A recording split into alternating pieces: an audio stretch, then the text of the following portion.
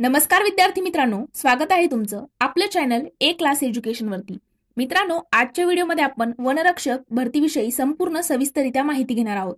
म्हणजेच नक्की शैक्षणिक पात्रता काय असायला हवी, वयोमर्यादा नक्की किती असायला हवी, अटी आणि नियम काय काय आहेत, परीक्षेचे स्वरूप कशा प्रकारे आहे, मैदानी चाचणी कोणत्या प्रकारे घेतली जाते, पुरुषांची मैदानी चाचणीची पात्रता काय असायला हवी आणि महिलांची मैदानी चाचणीची पात्रता नक्की काय असायला हवी, ही संपूर्ण सविस्तररित्या माहिती आपण या व्हिडिओमध्ये घेणार आहोत।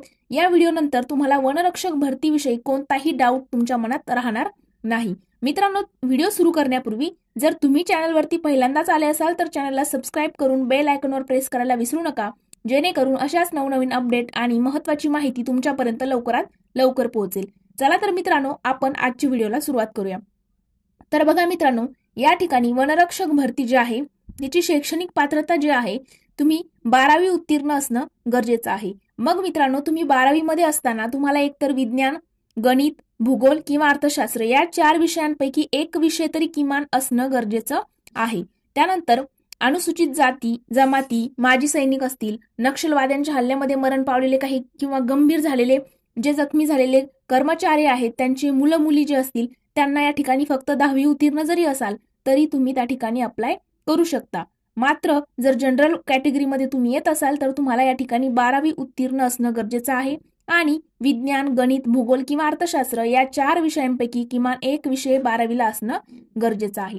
मग नक्की वयोमर्यादा काय असायला हवी, तर बघा या ठिकाणी वयोमर्यादा जी आहे, आता तुम्ही ऑनलाईन अर्ज ज्या दिवशी करणार आहेत, ऑनलाईन अर्ज भरण्याच्या अंतिम तारखेस 18 वर्षापेक्षा कमी तुमचं वय नसावं आणि 25 वर्षापेक्षा जास्त नसावं। बघा, किमान वय 18 वर्ष, कमाल वय 25 वर्ष या ठिकाणी असणं गरजेचं आहे। आणि तुम्ही जर मागासवर्गीय असाल किंवा त्यामध्ये तुम्ही खेळाडू असाल तर तुम्हाला या ठिकाणी 5 वर्ष सूट जी आहे ती दिली जाणार आहे वयामध्ये।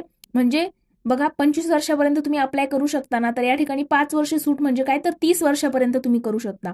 जर तुम्ही ओबीसी कॅटेगरीत येत असाल तर या ठिकाणी 3 वर्षाची सूट आहे, म्हणजे 25 वर्षापेक्षा जास्त आणखी 3 वर्ष तुम्हाला या ठिकाणी सूट मिळेल, वाढून मिळतील। म्हणजे तुम्ही 25 आणि 3 28 वर्षापर्यंत अप्लाय करू शकता।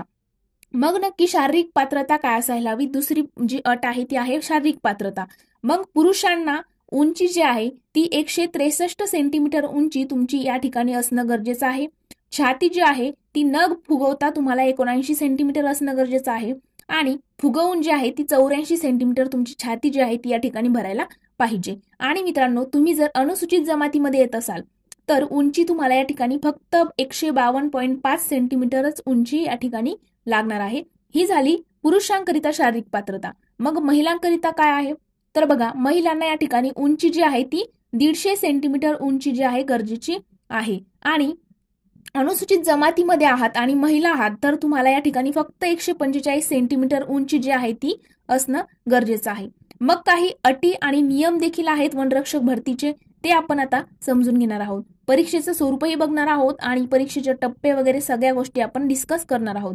बघा, पहिली गोष्ट म्हणजे अटी, म्हणजे काय नक्की तुम्हाला त्या ठिकाणी अटी असणार आहेत, काय नियम असणार आहेत, अगोदर आपण ते बघूयात। उमेदवार हे फक्त कोणत्याही एका वनवृत्तासाठी ऑनलाईन पद्धतीने अर्ज करू शकेल। एकापेक्षा जास्त वनवृत्तासाठी अर्ज केल्याचे आढळल्यास पहिला सादर केलेला अर्ज ग्राह्य धरून इतर अर्ज रद्द करावे लागतील। बघा मित्रांनो, अगोदर काय व्हायचं, पोलीस भरतीमध्ये पण तसंच व्हायचं बघा, की तुम्ही काय करायचे, प्रत्येक जिल्ह्यामध्ये जालन्याला भरणार, संभाजीनगरला फॉर्म टाकणार, मुंबईला टाकणार, पुण्याला टाकणार, प्रत्येक ठिकाणचे ग्राउंड देणार, ज्या ग्राउंडमध्ये क्वालिफाय झाणार मग त्याच जिल्ह्याची तुम्ही जी लेखी परीक्षा आहे ती त्या ठिकाणी देणार, अशा पद्धतीने चालायचं। पण आता काय करण्यात आलेलं आहे, एकाच ठिकाणी कुठेतरी फॉर्म फिल करायचा आहे आणि एकाच ठिकाणी ग्राउंड द्यायचे, एकाच ठिकाणी लेखी परीक्षा द्यायची। जर तुम्ही 2-3 ठिकाणी म्हणजे एकच व्यक्ती जर 2-3 ठिकाणी या ठिकाणी फॉर्म भरत असेल तर तुमचा जो पहिला फॉर्म भरलेला असेल तोच या ठिकाणी ग्राह्य धरला जाणार आहे। वनवृत्तासाठी अर्ज केल्याचे जर आढळले बाहेर तर पहिला सादर केलेला अर्ज जो आहे तोच ग्राह्य धरून इतर अर्ज रद्द केले जाणार आहेत। उमेदवाराने ज्या वनवृत्तासाठी अर्ज केला आहे निवड झाल्यास त्याच वनवृत्तात पदस्थापना करण्यात येईल। म्हणजे ज्या ठिकाणी पहिल्यांदा अर्ज करणार आहात तोच अर्ज ग्राह्य धरला जाणार आणि त्याच ठिकाणी तुमची पोस्टिंग जी आहे सिलेक्शन झाल्यानंतर होईल, अशा पद्धतीने त्यांनी सांगितले। अर्ज फक्त ऑनलाईन पद्धतीने स्वीकारण्यात येतील, इतर कोणत्याही प्रकारे अर्ज स्वीकारण्यात येणार नाहीत। त्यानंतर जिल्हा रोजगार कार्यालय, जिल्हा समाज कल्याण कार्यालय असेल, सैनिक कल्याण कार्यालय असेल इत्यादी, त्यानंतर कार्यालयांकडे नोंदणीकृत असलेल्या उमेदवारांनी देखील स्वतः ऑनलाईन पद्धतीनेच अर्ज करणे आवश्यक आहे. बघा, म्हणजे ते देखील आपण ज्या ठिकाणी अर्ज करणार, कुठे जिल्हा रोजगार कार्यालय असेल, समाज कल्याण कार्यालय, ते पण ऑनलाईन पद्धतीनेच या ठिकाणी अर्ज करतील असं त्यांच्या नियमामध्ये त्यांनी सांगितलेलं आहे. आणि अपंग उमेदवार जे आहेत, जे हँडिकॅप आहेत, ते वनरक्षक भरती प्रक्रियेला पात्र असणार नाही. आपण त्या दिवशीची एक पोस्ट बघितलेली होती बघा, ग्रामसेवक वगैरे, त्याला दिव्यांग जे आहे ते पात्र होते. मात्र या ठिकाणी हँडिकॅप जे आहेत, दिव्यांग जे आहेत, अपात्र असणार आहेत, कारण या ठिकाणी ग्राउंड वगैरे ह्या सगळ्या गोष्टी तुमच्या घेतल्या जाणार आहेत. आणि उमेदवाराला www.mahapariksha.government.in या संकेतस्थळावर लॉग इन करावे लागेल. बघा, जसं आपण एमपीसीची परीक्षा देताना महा ऑनलाईन वरती आपली प्रोफाईल क्रिएट करतो, त्या पद्धतीने तुम्हाला mahapariksha.government.in वरती लॉग इन करावे लागणार आहे. हे झाले त्यांच्या अटी आणि नियम. त्यानंतर मग परीक्षा नक्की कशा पद्धतीने होते. बघा, आपण बघितलं की 12वी उत्तीर्ण असायला हवं, आणि जर तुम्ही अनुसूचित जाती वगैरे त्याच्यामध्ये येत असाल, मी सांगितले खेळाडू असेल, मागासवर्गीय वगैरे, तर तुम्हाला 10वी उत्तीर्ण असणं गरजेचं आहे. त्यानंतर मग परीक्षेचं स्वरूप जे आहे, पुढील माहिती बघण्या अगोदर मित्रांनो, प्ले स्टोअर वरती जाऊन तुम्ही जर स्पर्धा परीक्षेची तयारी करत असाल तर नक्कीच एक क्लास एज्युकेशन हे ऍप जे आहे ते तुम्हाला प्ले स्टोअर वरती जाऊन डाउनलोड करायचं आहे. मित्रांनो, एक क्लास एज्युकेशन प्ले स्टोअर वरती जेव्हा तुम्ही टाईप कराल, या प्रकारचा आयकॉन तुम्हाला दिसेल. हे ऍप डाउनलोड केल्यानंतर मित्रांनो, या ऍपमध्ये तुम्ही ज्या स्पर्धा परीक्षेची तयारी करत असाल, तलाठी भरती असेल, सरळ सेवा असेल, पोलीस भरती असेल, कोणत्याही प्रकारची एक्झाम जी असेल त्याच्या प्रत्येक नोट्स असतील, लाईव्ह लेक्चर असतील, रेकॉर्डेड लेक्चर असतील, प्रत्येक विषयाच्या तुमची टेस्ट सिरीज वगैरे सगळ्या गोष्टी तुम्हाला ऍपमध्ये मिळून जातील. फास्ट ट्रॅक बॅच असेल, मॅरेथॉन बॅच असतील, सगळ्या गोष्टी ऍपमध्ये तुम्हाला मिळून जाईल. त्यानंतर मित्रांनो, टेलिग्रामवरती आपलं चॅनल आहे, ते चॅनल देखील तुम्हाला या ठिकाणी जॉईन करायचं आहे. तुम्ही ज्या स्पर्धा परीक्षेची तयारी करत आहात त्याबद्दल कोणत्याही प्रकारचा डाऊट जर तुम्हाला असेल तर तो तुम्ही आपल्या टेलिग्रामला विचारू शकता, पर्सनली मेसेज करू शकता, किंवा ग्रुप जॉईन करून तुम्हाला तिथे प्रत्येक विषयाची अपडेट जे आहे ती, प्रत्येक नवीन गव्हर्नमेंट एक्झामच्या अपडेट वगैरे सगळ्या गोष्टी तुम्हाला टेलिग्रामवरती मिळतील. त्यासोबतच इन्स्टावरती देखील आपली आयडी आहे स्पर्धा परीक्षा एक क्लास एज्युकेशन. या आयडीला देखील मित्रांनो फॉलो करायचं आहे, आणि तिकडेही तुम्ही तुमच्या मनातील ज्या काही शंका कुशंका असतील ते तिथे विचारू शकता. प्रत्येकाला तिथे रिप्लाय मिळेल आणि तुमच्या प्रत्येक प्रश्नाचं सोल्युशन त्या ठिकाणी मिळेल. चला तर मित्रांनो, आपण आपला व्हिडिओ कंटिन्यू करूया. तर तुमची लेखी परीक्षा होते.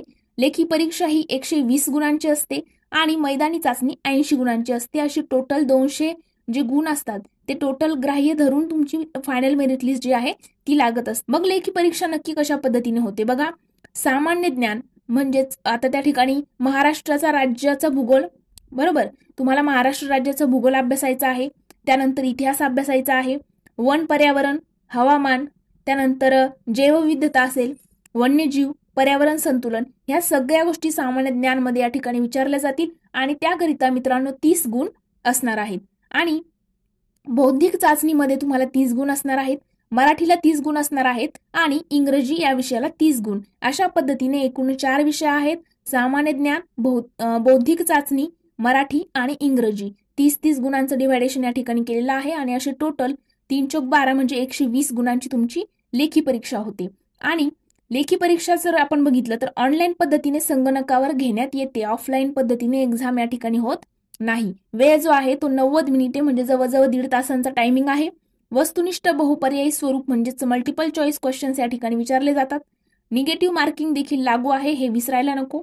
त्यानंतर 45% पेक्षा जास्त गुण जो घेणारा लेखी परीक्षेमध्ये, ज्याला 45% पेक्षा जास्त गुण मिळते तो पात्र असतो, असं या ठिकाणी यांनी सांगितलेलं आहे. मग त्यानंतर वैद्यकीय अधिकारी यांच्याकडून प्राप्त प्रमाणपत्राच्या आधारे पुरुष उमेदवारांची 30 मिनिटांमध्ये 5 किलोमीटर धावण्याची चाचणी घेण्यात येते आणि महिला उमेदवारांची 25 मिनिटांमध्ये 3 किलोमीटर धावण्याची चाचणी घेण्यात येते. बघा मित्रांनो, जे पुरुष उमेदवार आहेत त्यांना 30 मिनिटांमध्ये 5 किलोमीटर धावावं लागतं, आणि महिला जे आहेत त्यांना 25 मिनिटांमध्ये 3 किलोमीटर धावणं या ठिकाणी जी टेस्ट असते तुमची ती घेतली जाते. त्यानंतर तुमची मेडिकल टेस्ट पण होते. पण मेडिकल टेस्ट वगैरे ह्या सगळ्या गोष्टी आपण नेक्स्ट व्हिडिओमध्ये जे आहे ते पूर्णपणे सविस्तर माहिती बघूया. यामध्ये आपण परीक्षेचं स्वरूप, शैक्षणिक आणि वयोमर्यादा वगैरे ह्या गोष्टी डिस्कस केलेल्या आहेत. या व्यतिरिक्त जर तुम्हाला कोणत्याही प्रकारचा डाऊट असेल तर तुम्ही कमेंट सेक्शनमध्ये विचारू शकता, किंवा आपल्या चॅनलच्या अबाउट सेक्शनमध्ये जर गेलात तर आपल्या इंस्टाग्राम आणि टेलिग्राम अकाउंटची लिंक त्या ठिकाणी दिलेली आहे. तिथे जाऊन तुम्ही आम्हाला पर्सनल मेसेज करू शकता. त्या ठिकाणी तुमच्या प्रत्येक प्रश्नाचं उत्तर जे आहे ते मिळणार आहे। तर मित्रांनो, आजचा व्हिडिओ आपण इथेच थांबूया। व्हिडिओ जर आवडला असेल तर व्हिडिओला लाईक, कमेंट आणि तुमच्या मित्रांसोबत देखील शेअर करायला विसरू नका। Thank you so much.